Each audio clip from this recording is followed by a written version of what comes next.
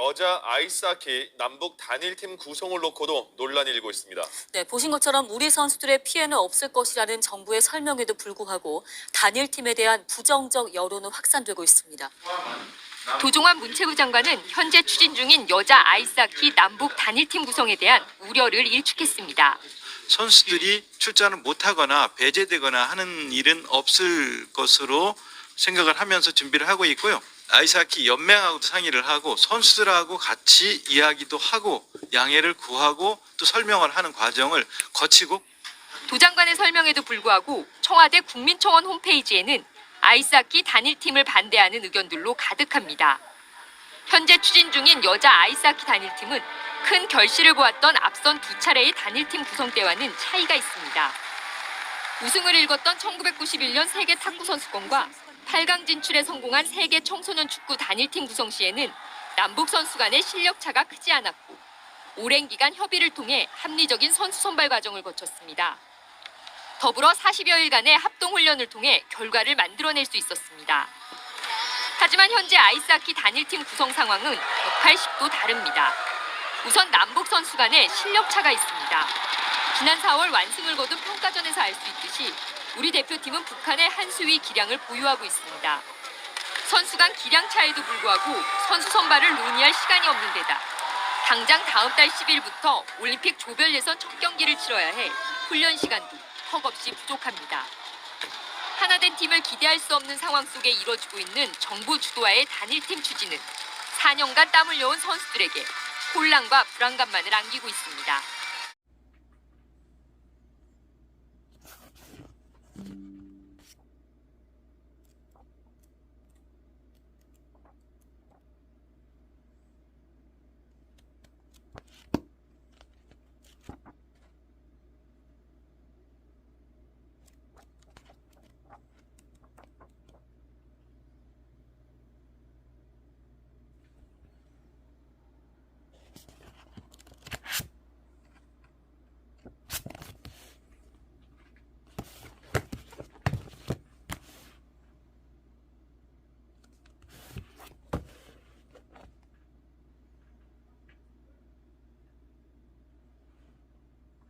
안녕하십니까, 라온입니다. 여러분들은 캐스팅 보트라는 단어를 들어보셨을 겁니다. 선거에서 투표 결과가 동수로 나왔을 때 승패를 결정짓는 제3당의 투표나 다른 정치적 세력을 캐스팅 보트라고 부릅니다. 오늘은 캐스팅 보트라는 책의 일부 공정, 경쟁, 그리고 능력주의라는 소제목의 글을 이야기해 보고자 합니다. 책에는 문재인 대통령 임기 초기만 해도 MZ세대들, 즉 2030 세력이 든든한 지지 세력이었다고 소개합니다. 그 당시 박근혜 탄핵으로 보수 지지층은 제3지대로 지지를 바꿨으나 그 지지를 제대로 반영해줄 제3정당도 존재하지 않은 상태였습니다. 꾸준히 지속되던 2030의 문 대통령 지지율은 불공정이라는 단어와 함께 무너지는 사건이 발생하게 됩니다. 소위 인공국 사건이라고 말하죠. 인천국제공항의 비정규직 정규직화와 평창 동계올림픽 여자 아이스하키 남북 단일팀 구성 문제가 대표적 사건입니다. 취임 후 제일 먼저 찾은 외부 행사가 인천국제공항 방문이었죠. 비정규직 제로 시대를 표방하던 정부는 MZ세대의 강력한 저항에 직면하게 됩니다. 작가는 비정규직의 정규화 대상이 왜 하필 인공국이었냐는 것에 주목합니다. 인천국제공항의 설립 초기에는 직원들은 매일 오전 8시 인천 서구 율도에서 화물선으로 출근하였고 근무는 컨테이너에서 하였다고 합니다. 그러다 보니 직원들이 입사를 위해 유인책이 필요했으며 그 방법은 당연히 돈이었습니다. 다른 공기업보다 높은 임금 책정과 호봉제의 결합으로 시간이 갈수록 연봉은 고공행진을 계속하게 됩니다. 공항은 세계적 공항으로 인정받고 평판 또한 좋아지며 취준생들이 선망의 대상이 된 것이죠.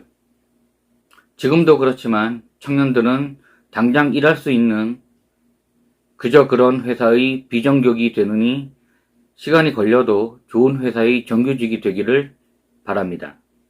왜냐하면 첫 직장의 선택이 어떤가가 가장 중요하기 때문이죠. 한번 비정규직으로 시작하면 그 굴레에서 벗어나올 수 없는 것이 지금의 현실입니다. 청년들은 인공국 비정규직들이 운 좋게 신분 상승을 이루었다는 결론에 이르게 된 것이죠. 공정의 문제는 지금까지 계속되고 있으며 그 이유는 간단합니다. 숫자로 계량화할 수 없는 가치들을 측정하려는 무리한 시도가 그 원인인 것이죠. 2000년대 들어 주입식 교육에서 탈피하여 다방면에서 창의적, 능동적 인재를 키우는 시스템의 도입 주장이 강한 여론의 지지를 얻기 시작합니다. 그 결과 입학 사정관제, 로스쿨, 의전원 등 새로운 제도들이 도입되고요. 수양평가에서 수시 전형까지 급변하는 대입 제도에 수험생들은 큰 혼란을 느꼈고 강남을 중심으로 상위층의 부모를 둔 학생들은 빠른 정보와 적극적 자본의 투자로 그 틈새를 효과적으로 공략하여 소위 스카이라 불리는 대표적인 명문대에 별 어려움 없이 입학할 수 있게 됩니다. 하지만 대다수의 학생들은 이런 변화하는 제도와 불공정에 분노하였으며 성인이 된 지금도 그때의 차별과 불공정에 대한 분노는 여전히 남아있다는 것이 사실입니다. 입학사정관제, 로스쿨, 의전원의 가치는 개인의 능력을 하나의 기준으로 측정해서는 안 된다는 것입니다. 즉, 시험이라는 정량평가, 즉 점수로 환산하는 것은 버리고 개인의 경험이나 인성, 목표 등의 종합적 측정, 즉 정성평가의 비중을 늘리자는 것입니다. 하지만 이 제도는 가장 핵심인 국민들이 사회적 합의와 신뢰가 빠져 있다는 것이 치명적 문제였으니 정성평가 기준은 누가 어떻게 세우는가에 따라 그 결과와 의미는 달라진다는 것입니다. 국민적 합의가 이루어지는 경우는 사실 현실적으로 거의 불가능합니다. 아직 우리 사회는 독일과 같이 사회적 신뢰와 합의가 성숙한 사회가 아니니까요. 대입 수시 전형 논란이 그 대표적인 예입니다. 청년들의 공정에 대한 문제는 언제나 정치권이 진영 간의 대립으로 귀결되는 결과를 가지고 옵니다.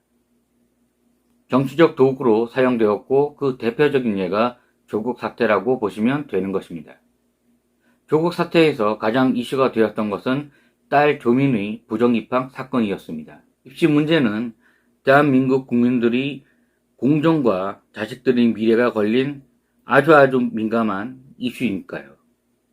하나둘씩 드러나는 허위 경력과 표창장 등의 사건에 있어 가장 먼저 대학생들이 반응하기 시작합니다. 하지만 이들은 소위 말하는 명문대의 학생들이었기에 그렇지 못한 다른 대학생이나 청년들 층의 큰 호응을 얻지 못하는 결과를 가지고 옵니다. 하지만 조국 사태의 원초적 동력을 제공한 것은 3040 세대의 상대적 박탈감과 변심이었다는 것이 우리가 주목해야 할 부분입니다. 보수 세력의 개입으로 조국 사태는 걷잡을 수 없는 대한민국의 공정의 대표적 사건으로 아직까지 회자되고 있습니다. 이런 상황에서 조국에 대한 문 대통령의 법무부 장관 강행은 더 이상 청년들이 문제가 아닌 정치적 이슈로 바뀌는 계기가 됩니다. 정치 논리에 공정의 가치가 희생된 중대한 사건인 셈이죠. 과연 MZ세대들은 자신들에게 미래가 걸린 공정의 문제를 정치 쟁점화 수단화하여 자신들이 이해득실을 챙기는 정치권을 바라보며 과연 그들에게 희망이 있다고 보았는지 저는 개인적으로 의심스럽습니다. 오히려 청년들은 자신들이 그토록 소중히 여기는 공정함을 빼앗아 자기 배돼지를 채우는 걸신들린 정치인들에 대하여 회의를 느끼며 그들을 적대적으로 인식했을 가능성이 더 높습니다. 공정의 문제는 정치적 수단으로 치환될 수 없다는 사실을 정치인들은 알면서도 이용하였던 것이죠. 우리는 지금까지 근간 있었던 MZ세대와 관련된 공정의 문제에 대하여 알아보았습니다. 이 쟁점은 지금도 진행형이며 더욱 골 때리는 점은 어느 하나 제대로 매듭 지어진 것이 단 하나도 없다는 것이죠. 저자는 공정의 문제가 일어날 때마다 정치권에서 적당히 써먹고 버리는 수단에 불과하였으며 그 때문에 지금도 불상사는 계속되고 있다고 주장합니다. 이렇다면 청년들이 유난히 공정에 민감한 것이 아니라 공정에 대한 사회적 함의 도출의 책임이 있는 정치권이 이 요구를 자신들이 선거나 표수 계산할 때 써먹고는 묵살하고 있다는 결론에 이른다는 것이 저자의 주장입니다. 저도 이 의견에 적극 공감함을 알려드립니다. 제2부에서는 공정에 관한 더욱더 구체적인 내용과 자세한 이야기로 여러분들을 찾아뵙겠습니다. 라운이었습니다. 감사합니다.